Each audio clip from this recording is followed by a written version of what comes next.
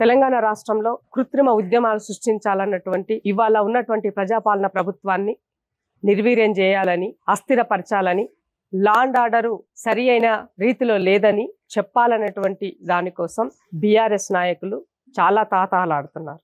అందులో భాగంగానే మొన్న కొడంగల్లో రైతులకి సంబంధించినటువంటి వాళ్ళకి ఇవ్వాల్సినటువంటి నష్టపరిహారానికి సంబంధించిన అంశంలో కలెక్టర్ గారిని ప్లాన్డ్గా అక్కడ పిలిపించి దాని వెనుక ఉన్నటువంటి ముఠా నాయకుడు డ్రామారావు గారు ఒక ప్రజా ప్రతినిధి అయ్యుండి 10 సంవత్సరాలు ప్రభుత్వాన్ని నడిపి ఇవాళ అధికారం కోల్పోయి 11 నెలలు అవ్వగానే అధికార దాహంతో పట్నం నరేందర్ రెడ్డి ద్వారా లోకల్ బీఆర్ఎస్ లీడర్ నరేష్ అనేటువంటి వ్యక్తి తన యొక్క అనుచరులతో కలెక్టర్ గారి పైన దాడి చేయడం, అధికారులను భయభ్రాంతులకు గురి చేయడం, అలాగే కొడంగల్లు డెవలప్మెంట్కి సంబంధించినటువంటి ప్రత్యేక అధికారైనటువంటి వెంకటరెడ్డి గారిని గాయపరచడం, వీటన్నింటిని గనక గమనించినట్లయితే అసలు కేటీఆర్ గారికి ప్రజాప్రతినిధిగా ఉండే నైతిక హక్కు ఉందా అని అడుగుతున్నాను. రాజకీయాలు ఎప్పుడైనా చేయొచ్చు, కానీ ఒక డెవలప్మెంట్ యాంగిల్లో ఒక కార్యక్రమం నడుస్తున్నప్పుడు ప్రతిపక్ష పాత్ర పోషించాల్సినటువంటి మీరు అది వదిలేసి రౌడీ రాజకీయాలకు తెరలేపుతూ డ్రామాలు సినీ పక్కీలో చేస్తూ దొంగ దొరికిపోయిన సంగతి నిన్న మనం చూసాం. నరేందర్ రెడ్డి గారిని అరెస్ట్ చేస్తే అది కూడా నరేందర్ రెడ్డి గారిని కిడ్నాప్ చేశారని ప్రెస్ మీట్ పెట్టి బాజాప్తా మాట్లాడినటువంటి దగుల్బాజీ సిగ్గుమాలిన నాయకుడు కేటీఆర్ గారు.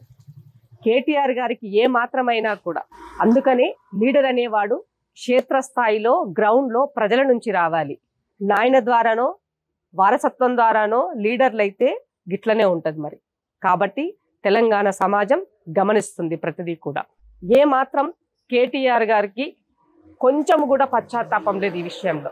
సంఘటన జరిగిన వెంటనే కనీసం ఆ దాడిని ఖండిస్తుందని కూడా మాట్లాడకుండా ఢిల్లీ వెళ్ళి ప్రెస్ మీట్ పెట్టి ఆయన ఉన్నటువంటి ఆ కాస్త గౌరవాన్ని కూడా పొడగొట్టుకున్నాడని చెప్పాల్సిన అవసరం ఏర్పడింది. పట్నం నరేందర్ రెడ్డిని అరెస్ట్ చేసిన తర్వాత ఆయన బుకాయించే ప్రయత్నం చేస్తే పోలీస్ వ్యవస్థ తన యొక్క పూర్తి ప్రాథమిక విచారణ నేపథ్యంలో ఆ ఏరియాలో ఉన్నటువంటి వాడినటువంటి ఫోన్ నెట్వర్క్ ద్వారా ఎవరెవరు ఎక్కడి నుంచి కాల్స్ వెళ్ళాయి, ఎవరెవరితో మాట్లాడారని తీసినటువంటి ఫోన్ రికార్డ్ని నరేందర్ రెడ్డి గారి ముందు పెట్టినప్పుడు ఆటోమేటిక్గా ఒప్పుకోవాల్సిన పరిస్థితి ఏర్పడింది.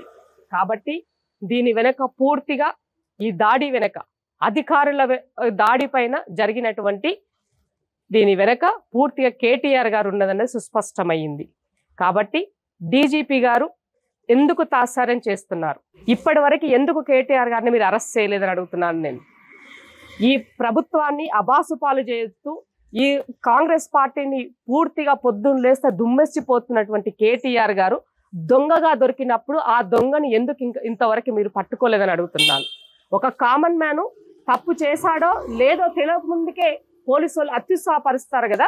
మరి వాళ్ళ కేటీఆర్ గారు డైరెక్ట్ గా ఉన్నాడని ఫోన్ రికార్డులో నువ్వు చెయ్యి నేను చూసుకుంటానని చెప్పినటువంటి వ్యక్తిని ఇప్పటి వరకు ఎందుకు అరెస్ట్ చేయాలని అడుగుతున్నాను డీజీపీ గారిని. ఏం భయపడుతున్నారా? భయపడుతుందా పోలీసు వ్యవస్థ అని అడుగుతున్నాను నేను. చట్టం తన పని తను చేయాల్సిన అవసరం ఉంది. చట్టం ఎందుకు ఇంకా ఇంతవరకు స్పందించలేదని అడుగుతున్నాను నేను.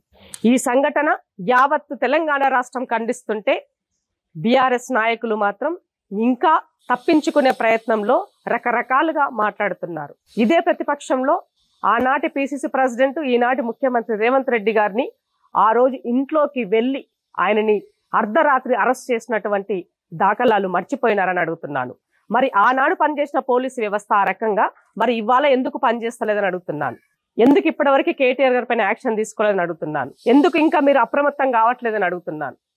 ఆల్రెడీ మీకు కావాల్సినటువంటి ఎవిడెన్స్ వచ్చేసింది. అరెస్ట్ చేసినటువంటి ఎవరెవరైతే ఆ దాంట్లో ఆ దాడిలో పాల్గొన్నారో వాళ్ళందరి ద్వారా వాళ్ళు ఇచ్చిన వాంగ్మూలం అయి ఉండొచ్చు. ముఖ్యంగా నరేందర్ రెడ్డి ఇచ్చినటువంటి వాంగ్మూలమే అన్నిటికీ మూలం.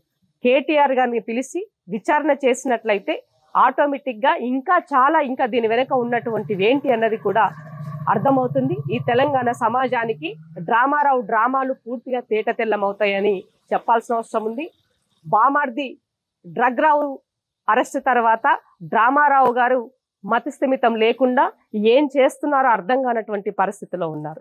కాబట్టి కేటీఆర్ గారు మీకు ఈ రాష్ట్రంలో రాజకీయాలు చేసే నైతిక హక్కు కోల్పోయినారని సందర్భంగా గుర్తు చేస్తూ పార్టీకి ఒక వర్కింగ్ ప్రెసిడెంట్గా ఉంటున్నటువంటి మీకు తక్షణమే దానికి రాజీనామా చేసి ఈ తెలంగాణ సమాజానికి క్షమాపణ చెప్పాలని డిమాండ్ చేస్తున్నా. డీజీపీ గారు ఇమీడియట్గా స్పందించాలని తెలియజేస్తున్నా. ముఖ్యమంత్రి గారు కూడా దీని పట్ల వేగంగా స్పందించి వెంటనే వాళ్ళపైన ఎవరైతే కలెక్టర్ గారి పైన చేసినటువంటి దాడి అయిండొచ్చు, ఈ కొడంగల్లో ఉన్నటువంటి ఆ రోజు విధిలో ఉన్నటువంటి అధికారులను భయభ్రాంతులకు గురి చేయాలని దానికోసం ఎవరైతే పాల్పడ్డారో వాళ్ళందరినీ కూడా ఇమీడియట్ గా అరెస్ట్ చేసి వాళ్ళపైన యాక్షన్ తీసుకోవాలని నేను డిమాండ్ చేస్తున్నాను.